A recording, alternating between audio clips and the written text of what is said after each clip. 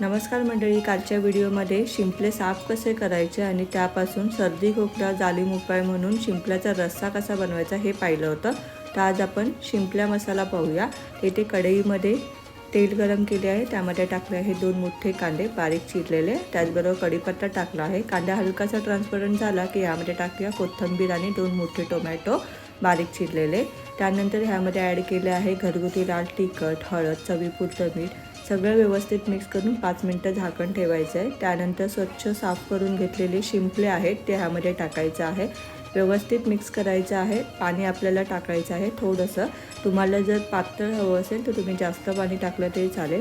सगळं व्यवस्थित मिक्स करायचं आहे, झाकण ठेवायचं आहे। 15 ते 20 मिनिटं मीडियम गॅसवरती शिजवून घ्यायचं आहे।